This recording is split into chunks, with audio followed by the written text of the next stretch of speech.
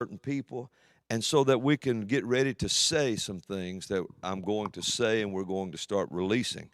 Now, some of the things that you're going to hear coming up in the future are going to be very, very large, very big, and you're going to, somebody give me a thumbs up. Am I good? People are talking all around the room right now. So, and so things are going to be really big in the days ahead. So I want you to stay with me. Stay with us here at the 11th hour. I um I was given a few some prophetic words early this morning, and but before I get to those, I want us to look at Galatians 4:4. This is God's 44, Tommy. Galatians 4:4.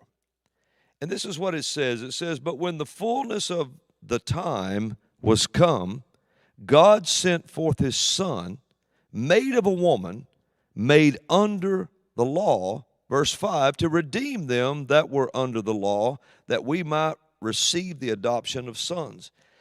So listen to what it said. But when the fullness of time was come, God sent forth his Son. Now, we've come to a time and a place where every nation approaches at some point. Now, and of course, I'm here in the U.S., so I'm speaking a lot from right here. And but we have come to a place where every nation approaches at some point, and that place is a place of the mapping of history. We're going to map history from this place. See, there was about four different times. Well, three that we know of, and four that's coming. And I want to talk about one of them today. But when Adam sinned and fell, that mapped history. That was a mark on history that marked the map of humankind.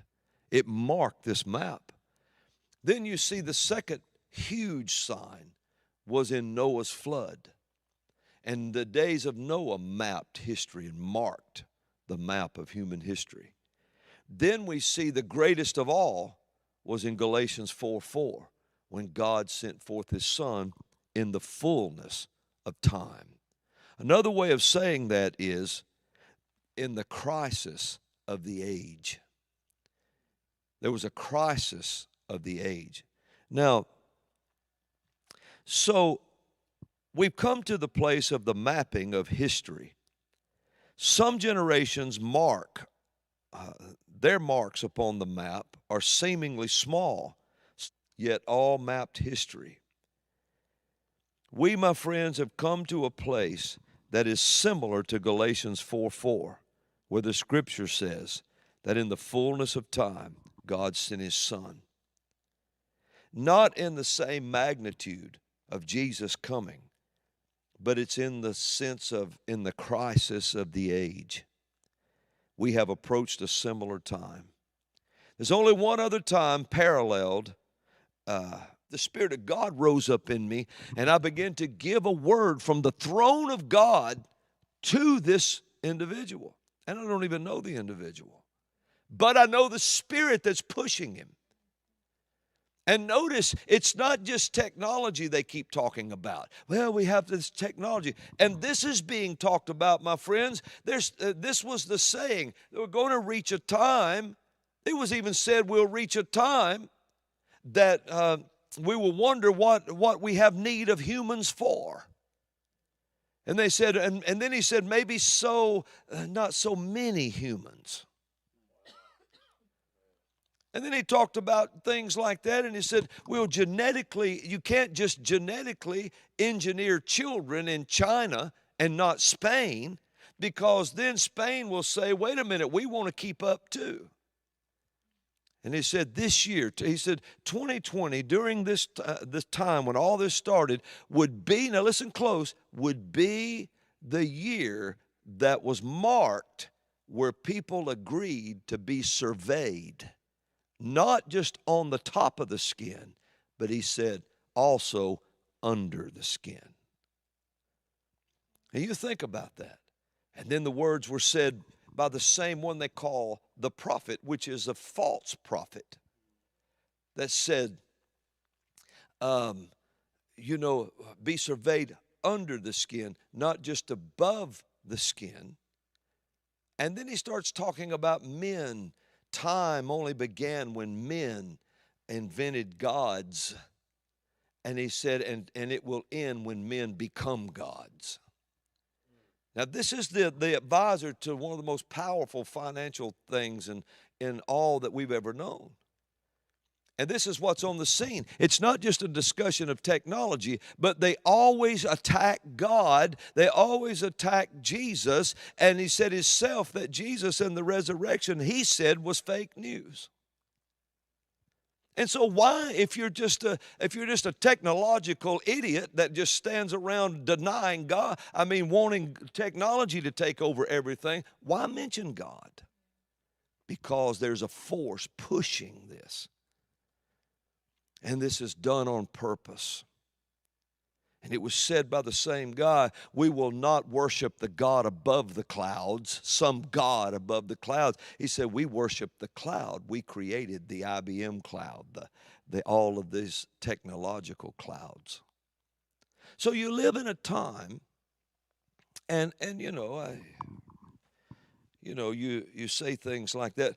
People are not, they're just kind of walking into a corral. And it was done in such a way.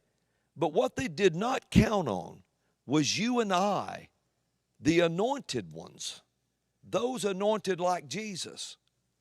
You know, that's why you're called a Christian, because Christ means anointed, and Christians means anointed like him. See, they didn't count on, they say, you're just a bunch of sheep.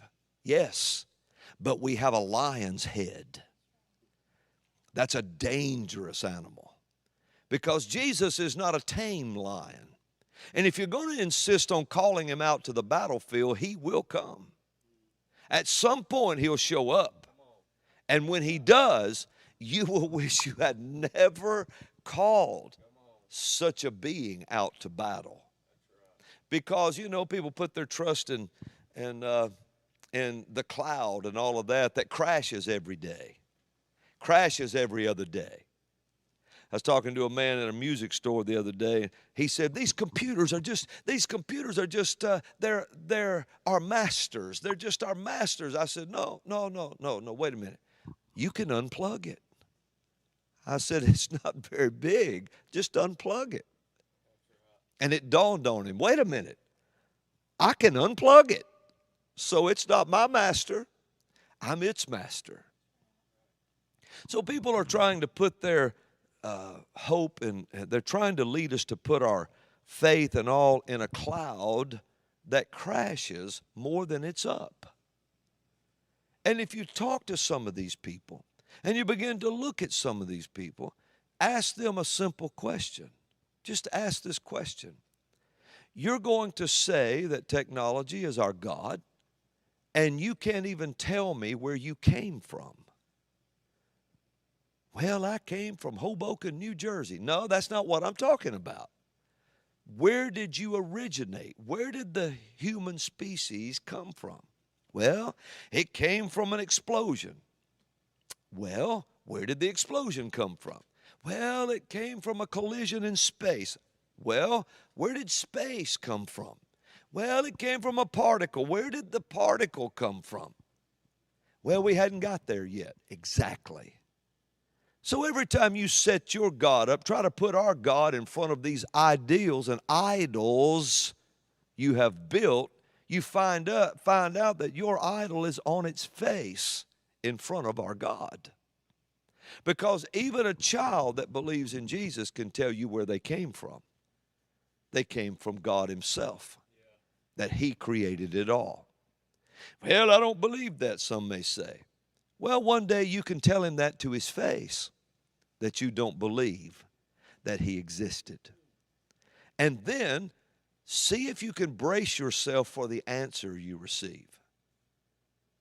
Because all things are naked and open unto him, the eyes of him of whom we have to do.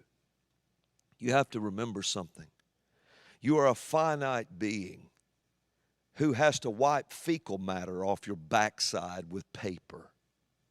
You are a finite being that has to put on clothes, or all the imperfection of your nakedness would show, and you would be clamoring for fig leaves to cover yourself. You are a finite being who can't even remember what it felt like to be born, much less challenge the Almighty, who Isaiah 40 says he measured all the moisture in the earth in the hollow of his palm of his hand. He meted out the heavens with a 9-inch span. And you're going to be his counselor? Who could counsel such a being? Who could counsel such a God as this? And he weighed the mountains and the hills in a balance of the scales. And the nations were just a drop of the bucket in the bottom of those scale buckets. And you're going to measure him by the IBM cloud? Are you kidding me? That you can't even keep running. The Microsoft cloud, you can't even keep it running. They have to update it all the time, and then you work all the bugs out of your software. So you're going to compare yourself, these prophets of technology, to the Almighty. Well, hear the word of the Lord. For thus saith the Lord, the breath you inhale and exhale from your mouth and your nostrils, I gave it to you. The very breath that you look and smile at your children, I gave you those children. The very seed that produced your sons and daughters, I gave life to that and promised it from the start. For you can go through your maze of technology and stick your head in every cloud that comes by. And in the maze of confusion and the clouds in which you cloud your vision, in all of this, before you die, you still must find God, or you will wake to a rude heat. And so, this is what I hear the Lord say about these things. So we've approached the crisis of another age. See, Adam's sin, that mapped history. Noah's flood, mapped history. Jesus' coming, split time in half, BC and AD. There is coming an event when the Lord himself shall descend from heaven with a shout, with the voice of the archangel. These are 4 major marks in time. But you and I have come to the crisis